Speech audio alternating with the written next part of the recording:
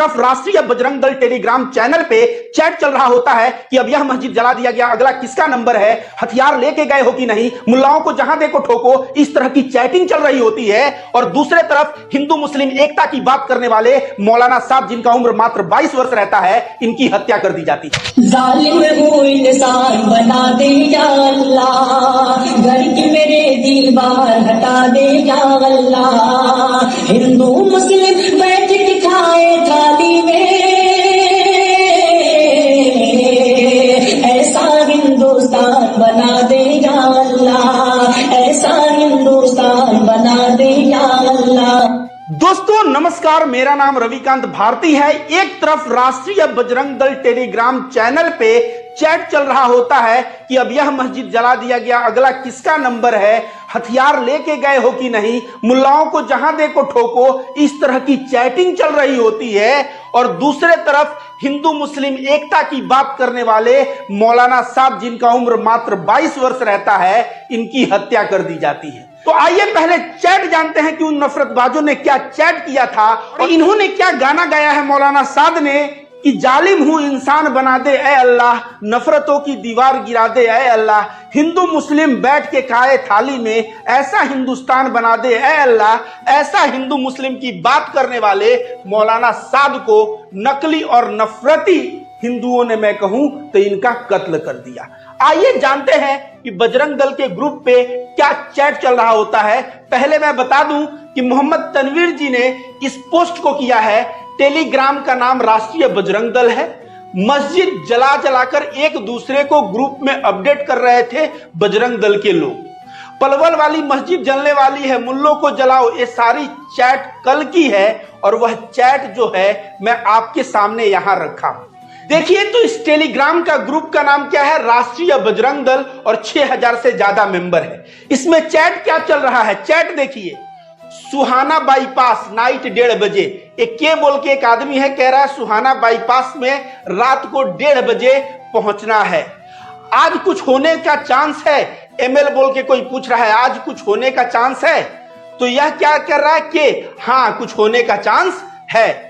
उसके बाद लिख रहा है पलवल और फरीदाबाद, मतलब पलवल में होगा या फरीदाबाद में, यहां क्वेश्चन मार्क पूछ रहा है। उसके बाद का चैट मैं आपको बताता हूं, पूरा मुल्ला कौम को जलाओ। इसके बाद एक राहुल सिंह तेवतिया नाम का नफरतबाज है, इस ग्रुप में लिखता है एक और मस्जिद जलने वाली है पलवल में, अब मीनार गेट वाली, मतलब एक जल चुकी है, अब दूसरी एक और जलने वाली है मीनार गेट वाली, तो ये इस पे लिख रहा है।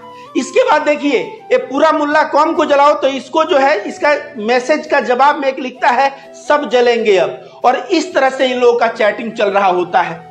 इसके बाद का आप चैट पढ़ते हैं। इसके बाद का चैट क्या है, विवेक नरवाल राहुल सिंह तेवतिया जो एक मैसेज लिखा था कि एक और मस्जिद जलने वाला है पलवल में गेट के पास, तो उसको जो है उस मैसेज में ही लिखता है पलवल में कहां से है भाई तू। दक्ष नाम का एक बंदा लिखता है मेवात मैं ही जा रहा हूं अभी। अब देखिए सीधा ठोको भाई रुको नहीं, इस एक बंदा लिखता है, और एक बंदा लिखता है गन लेके जा रहे हो। तो सोचिए इन लोग का जो चैट हो रहा है, ग्रुप का नाम है राष्ट्रीय बजरंग दल, उस ग्रुप में किस तरह का चैट हो रहा है आपने देखा। मोहम्मद तनवीर जी ने वह पूरा चैट लिखा था ट्विटर पे, और मैं वहां से लेके आप लोगों के बीच पढ़ा।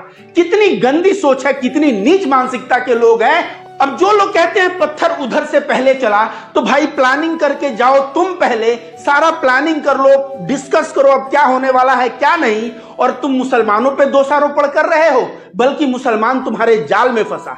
तुम जानबूझ के सोचे कि हिंसा हो और मुसलमान भी उस हिंसा का भाग बने, और इस तरह से हिंदू मुस्लिम हो, और हिंदू मुस्लिम का फायदा राजनीतिक दल में किसको मिलेगा यह पूरा दुनिया जानता है।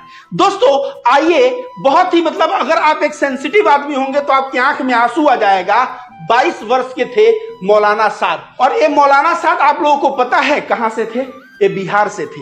और कहीं ना कहीं जो बुद्ध का संदेश है, शांति का संदेश, प्रेम का संदेश, एकता का संदेश, वो वही दिया करते थे।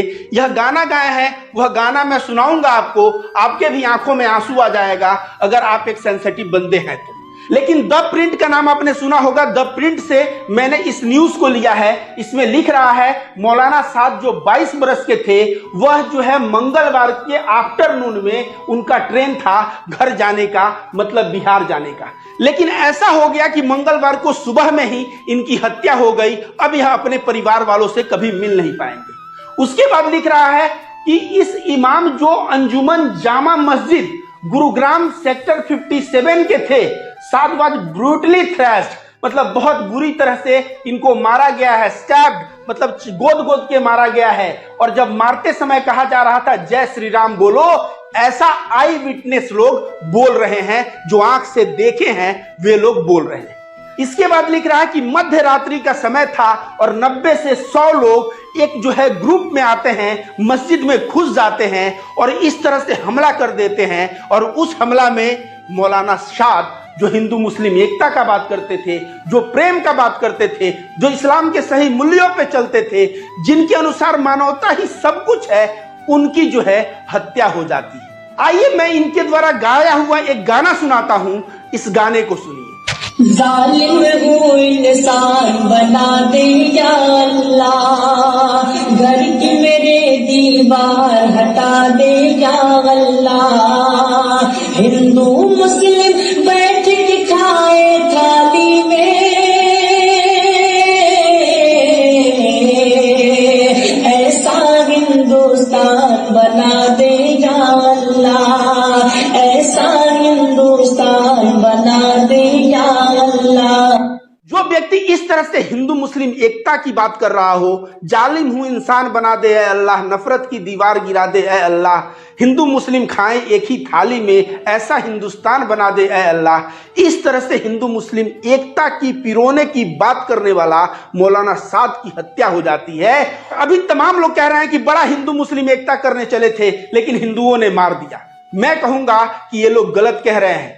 हिंदुओं ने नहीं मारा। हिंदू तो रविकांत भारती जैसे हैं और हमारे जैसे एक नहीं करोड़ों करोड़ों इस देश में हिंदू हैं, जो हिंदू और मुस्लिम में प्रेम बढ़ाने का कार्य करते हैं और मुसलमानों को अपना भाई समझते हैं। लेकिन 2014 के बाद कुछ नकली और नफरती हिंदू बढ़ गए हैं। इनको हिंदू धर्म से कोई मतलब नहीं। हमारा हिंदू धर्म सिखाता है पूरी पृथ्वी से प्यार करो, तो पूरी पृथ्वी में मुसलमान भी आता है। सभी लोग सुखमय रहें। हम हिंदू प्रार्थना करते समय कामना करते हैं कि सभी लोग सुखमय रहें, सभी लोग में मुसलमान भी आते हैं। जो हिंदू मुसलमानों के सुख की कामना करता हो, मुसलमानों से प्यार करता हो, या हिंदुओं का धर्म ग्रंथ सिखाता हो, वो हिंदू अपने मुसलमान भाई को भी भला मार सकता है? नहीं मार सकता। लेकिन 2014 के बाद कुछ नफरती चिंटू जन्म ले लिए हैं। वे नकली हिंदू हैं और वे हिंदू धर्म के मूल्यों से उनको कुछ लेना देना नहीं। बस एक राजनीतिक दल को फायदा देने के लिए वह हिंदू मुस्लिम दंगे फसाद में लगे हुए हैं। मेरा दिल बहुत ही दुखी है दोस्तों। एक तरफ आप देखें किस तरह से व्हाट्सएप पे नफरतबाज मैसेज पे बात कर रहे हैं और दूसरे तरफ मौलाना साद जो 22 बरस के थे, वे किस तरह से हिंदू मुस्लिम को एकता के लिए नात गाया करते थे, लेकिन इनका कत्लेआम हो जाता है। यह बहुत ही शर्म की बात है। एक तरफ हमारे धर्म में जहां विवेकानंद और एक से एक महापुरुष जो प्रेम और सद्भाव का पाठ पढ़ाते थे, जिससे हमारा सीना चौड़ा हो जाता था कि हाँ सही से गर्व से बोलो हम हिंदू हैं, लेकिन आज कुछ नकली हिंदुओं ने ऐसा कार्य कर दिया है कि मेरा जो है सही में सर जो है शर्म से झुक जा रहा है।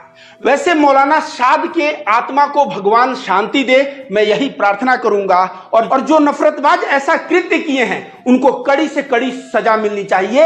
हमारा कोर्ट इस बात को संज्ञान ले और उन लोगों को पकड़ के अंदर करे और उन लोगों को सजा सुनाए, ऐसी सजा सुनाए जिससे कि हिंदुस्तान में रह रहे लोग सोचें कि हाँ भाई, अगर नफरत फैलाओगे, हिंदू मुस्लिम करके दंगे फसाद में किसी को मारोगे, उसका क्या परिणाम होता है। पिछले 3000 वर्षों में हमारे हिंदुस्तान की गिनती प्रेम, सद्भाव, एकता और ज्ञान के लिए होती थी, लेकिन पता नहीं किसकी नजर लग गई कि 2014 के बाद हमारा हिंदुस्तान किस दिशा में बढ़ रहा है।